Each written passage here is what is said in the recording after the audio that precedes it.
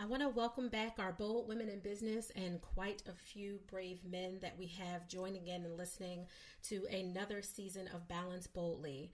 It's a podcast that we take very seriously, and today's episode will highlight that all the more, probably more than any other one.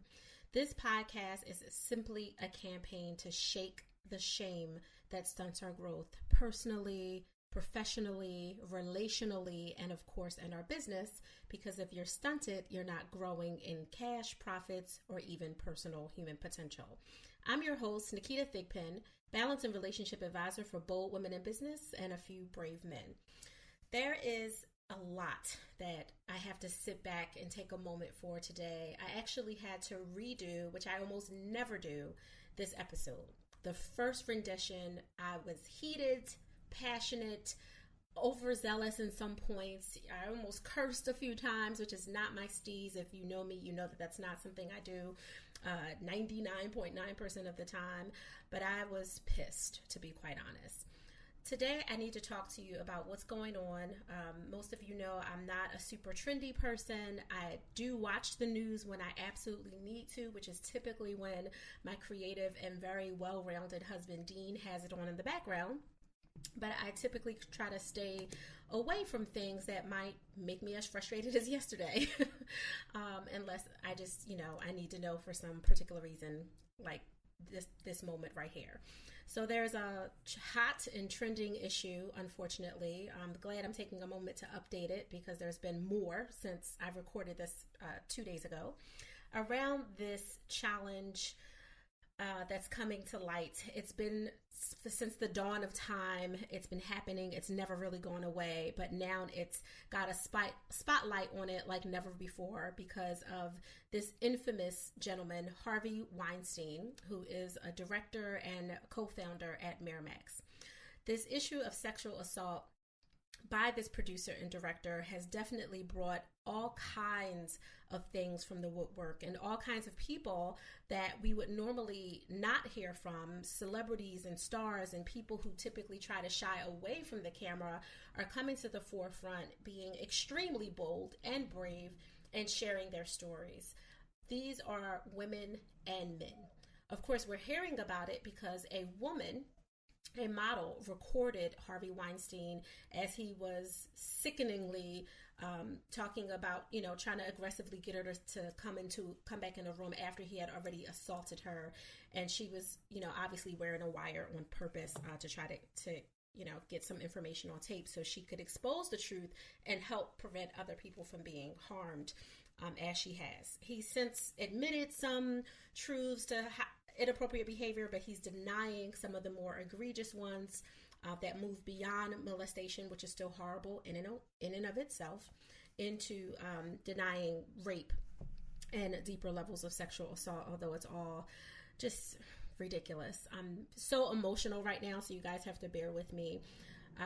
Just tethering it to something that just happened on Sunday. Alyssa Milano, if you guys are familiar with her, she is an author, an actor, as she likes to say, an actor with breasts. She doesn't define herself as an actress. She's a philanthropist and she is an advocate.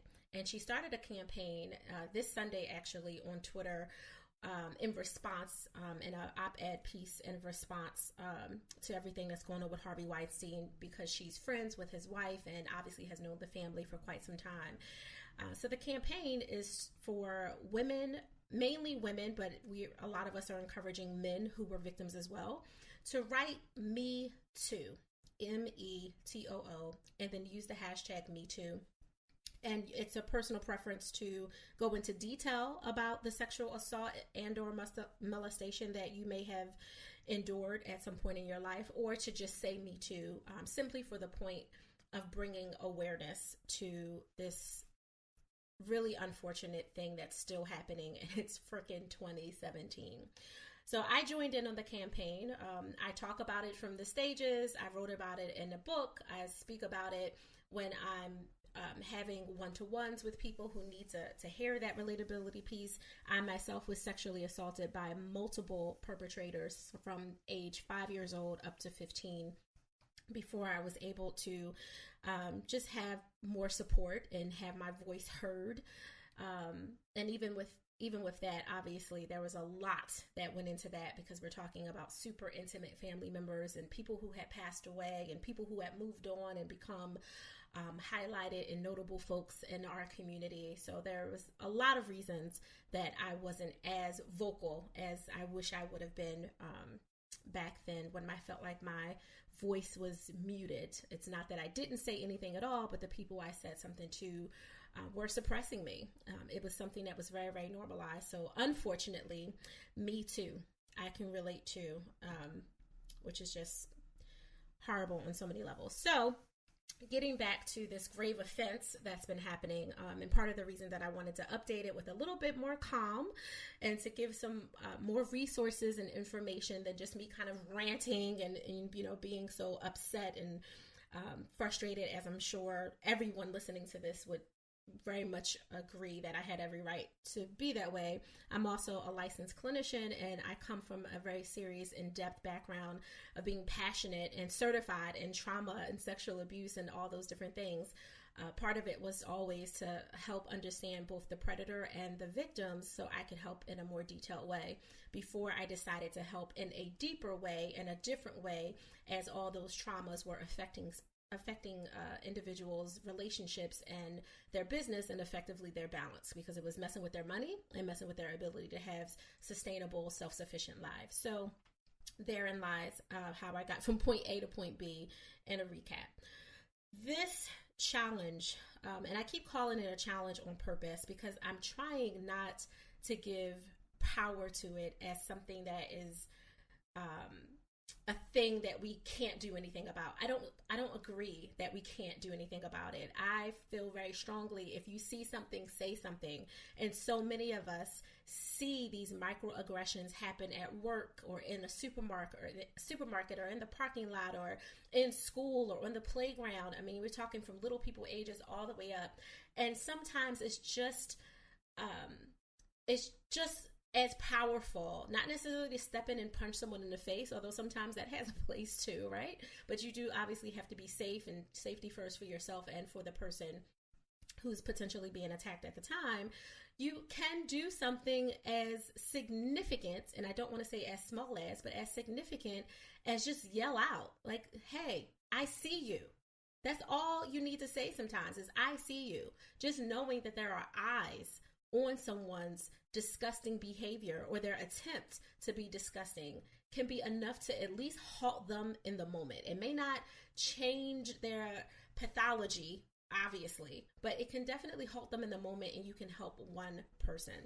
An aunt of mine actually reported on Facebook, I was just kind of scrolling and, trying to wrestle with myself whether or not I was going to redo this or not, because part of me wanted to just leave it raw and fiery, and the other part of me wanted to really incorporate Alyssa Milano's campaign, which I think is unfortunate that we have to use this hashtag to bring awareness, but I also understand the power in the collective, so I'm all for it, and I joined it. But I was scrolling on Facebook, and I saw one of my aunties had stated literally just today, and this is, for any of you who don't know, this is being recorded on Monday, October 16th, 2017. And she said she was driving, she lives out in Jersey. I'm assuming that's where she was at the time, because she does travel. But she was driving in some kind of parking lot and saw a man being very physical with a woman, and she was trying to get a context for what was happening, because he was yelling and screaming kind of in her face, but then walked on the other side of the car, and he clearly went to push her head in and just do a couple of things, very physically aggressive. And of course, at this point, she stopped the car and was, in mode to dial 911 and do what she needs to do, because sometimes that is the best thing for you to do, is get other people involved. And two men on the other side of the car, she could see really clearly for the parking lot, just got out of their car. Now, they may not have even seen what the gentleman was doing, but they got out of their car, and just the fact that there was male presence in a space with another male, in this particular instance, who was being violent, was enough to make him stop. And at that time, my auntie used that moment. She leveraged that opportunity to yell to the woman and say, hey, are you okay? Just to bring some awareness in the moment to the community that was present in the moment, even before 911 could be brought into the situation. she was able to, say something. And the woman said, yes, she's okay, and got back in the car. And the man put his hands up, to say, what? Is she okay with what? As if to act like nothing just happened. And of course, I can't get into details of, where that story went after that, because again, I just kind of kept it moving. I was just on Facebook scrolling and, added my little 2 cents into her commentary about, being safe and doing your part. You see something, say something. It was a perfect example of that. Now, that was a physical abuse incident, but we all know abuse is abuse, and sexual abuse is the worst kind of abuse, but abuse is abuse. Often we will see these things happen, these moments when people will try to shame you by projecting their power and their authoritarianism. I'm probably saying that one raw because I'm so frustrated. Like I'm just completely frustrated right now. That's the best word I can use. The safest, cleanest word I can use right now for any of you who might be playing this in the car while your children are in the back seat.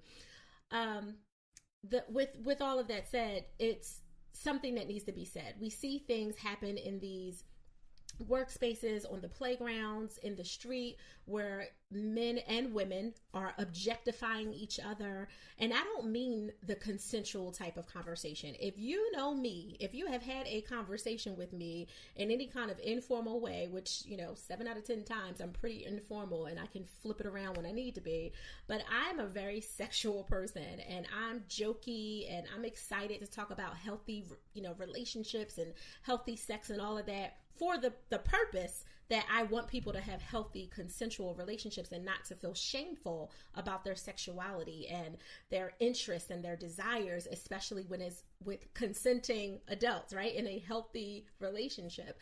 And often people who are victims of trauma, who have been shamed, like myself, have huge, long, webbed-filled stories about what is okay and whether or not it's okay to embrace your sexuality, or does that make you a hoe or a slut or promiscuous and all of those things. And it doesn't matter that you're with one person. People have all kinds of things that they like to put on you because you're in touch with yourself and you feel good about yourself, and what matters to you in that moment. And I've been with my husband since we were 17 years old, married since 22. And honestly, he has never known me not to be in touch with myself, because I was able to gain my voice at a certain point and went through 3+ years of therapy. Let's not get it twisted. This wasn't something I just woke up one day and did on my own. I had to get help and support because I dealt with a lot of shame with it, and it prevented me from doing some things that I could have done. And I also overcompensated in other areas because of the shame.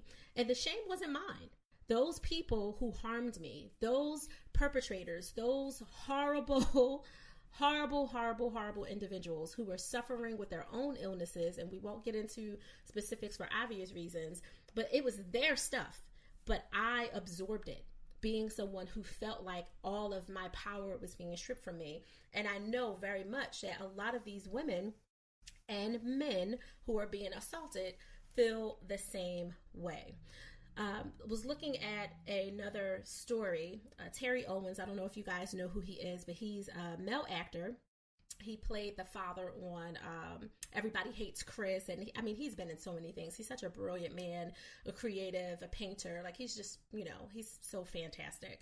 But he ended up, and he also stated online on Twitter that he himself was assaulted in public by Harvey Weinstein, however you want to say his name. I'm so irritated with him. I don't even want to give him that much energy by saying his name, but to give context, he said, Terry said he was in some kind of Hollywood party, a gala, an after award ceremony, whatever it was, but it was definitely some kind of open group environment that was a private party with lots of other celebrities. Him and his wife were there. His wife was on the other side of the room, but they were still within eye contact of each other. And Harvey Weinstein, and this is all on Twitter, so please feel free to follow Terry Crews, on Twitter, and read the story for yourself. But he said that the man came over to him, and he's 250 plus pounds, 6 foot whatever, full of muscles, and Harvey came over to him and grabbed him by his testicles.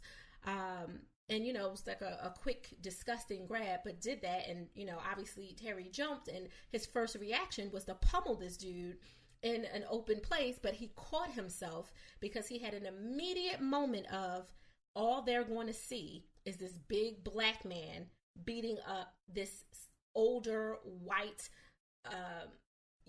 distinguished gentleman. That's what they're going to see. And unfortunately, no one would have waited patiently to figure out what was happening before everyone jumped in and the police were called or whatever else would have happened. And, Terry could not be here. And that is a very serious reality for minority men, and especially African American men across the United States and beyond. And that, when I was, reading his story, I immediately connected to it and felt horrible as a mother and as a wife. I have a son. My son is the oldest. And of course I have brothers and I have nephews, and, I'm connected to amazing black men. And I also have a husband who's a black man. And my immediate reaction is how unfair that you can't even protect yourself. And he had a lot of shame with that.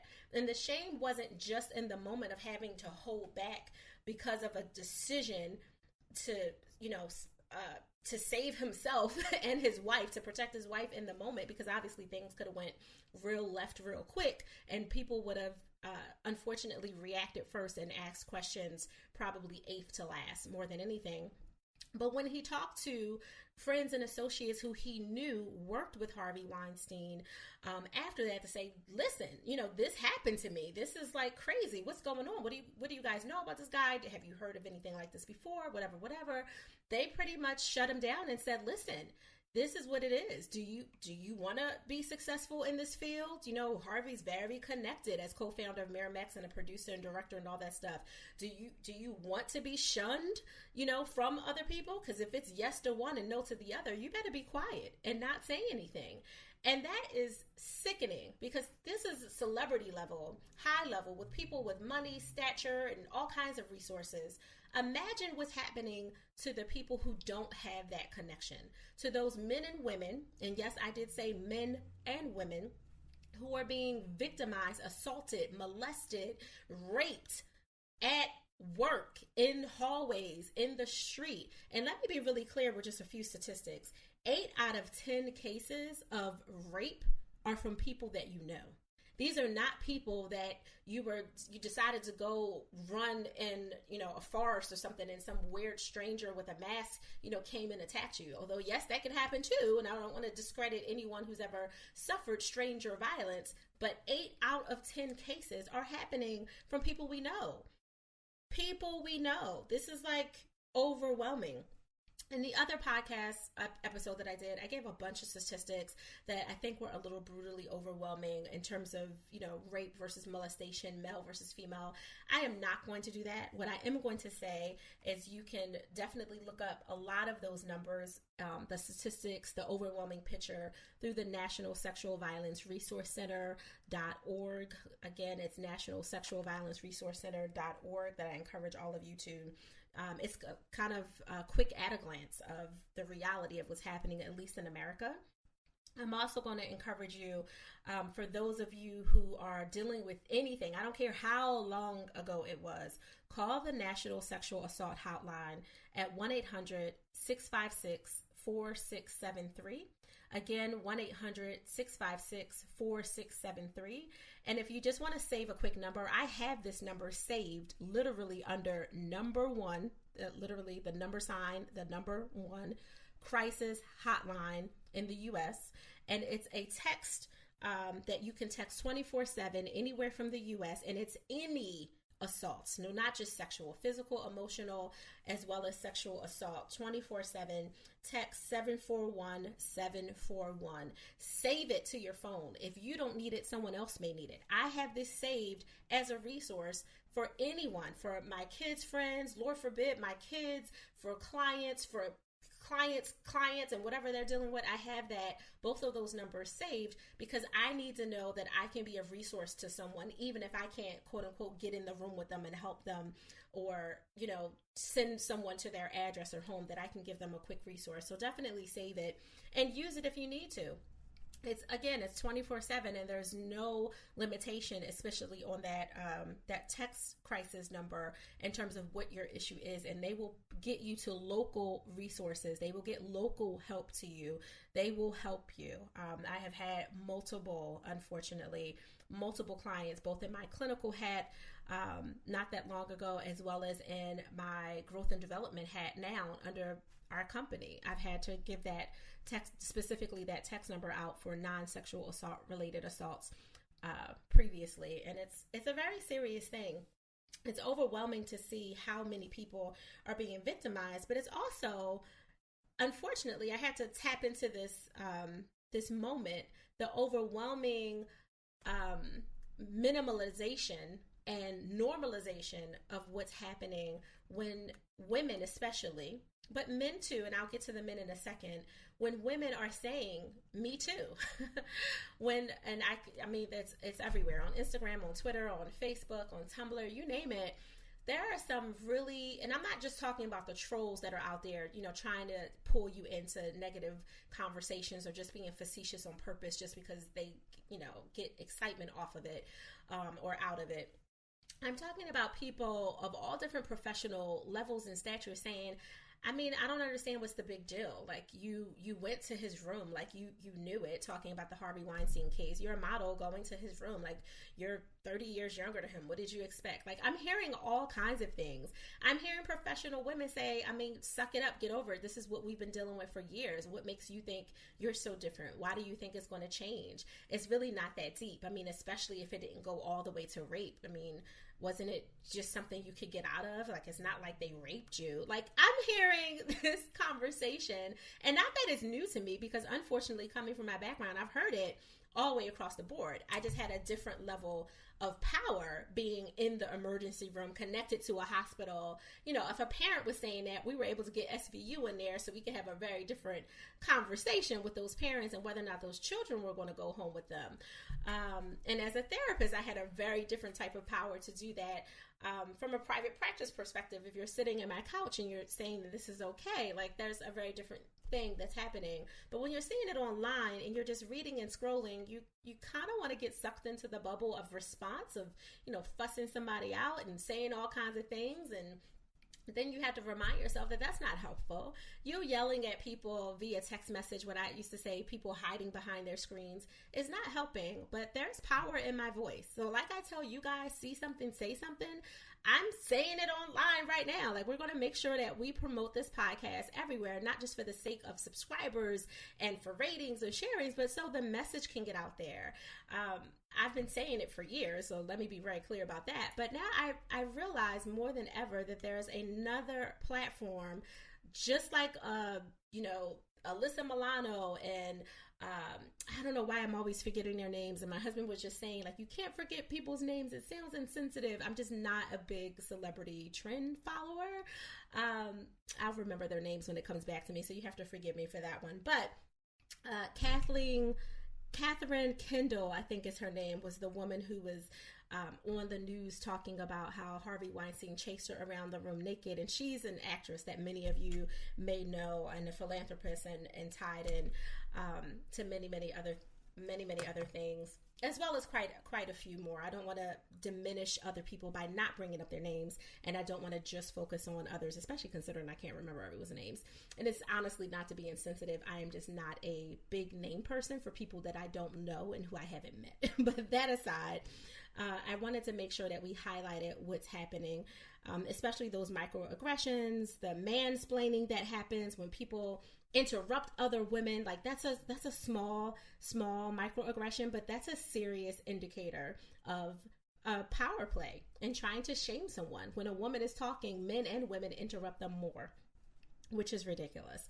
When you're slut shaming, that's another way that you're micro-aggressively harming someone. Your sexist language, your mom shaming because someone has gained weight because they're a mother, or because they've had to change careers, or they've decided to prioritize their family in a different way that you probably wish you could have done, people are shaming that mother or those fathers for those things. I was reading earlier today, just being, again, really overwhelmed and frustrated and trying to debate, was I going to redo something that came out raw and passionate and just kind of calm it down a little bit so you guys could hear the greater point? And obviously pull in the Me Too campaign or not.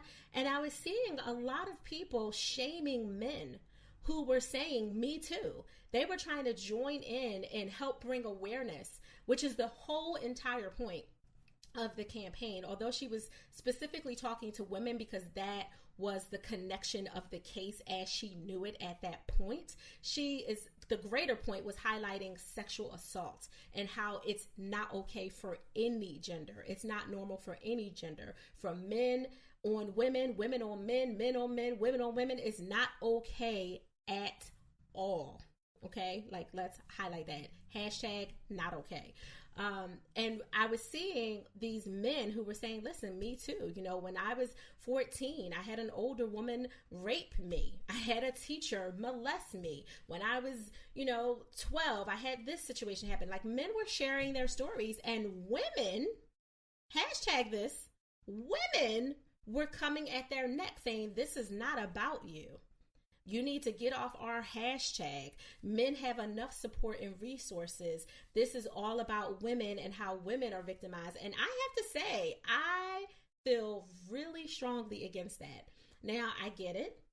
There's a time and a place when a certain group or collective has every right to own, and I'm picking on hashtag, even though you guys know it's a bigger cause than that, to own that particular campaign, for lack of a thing. Like, I totally get it. But Me Too is to bring awareness to sexual assault and shame, period.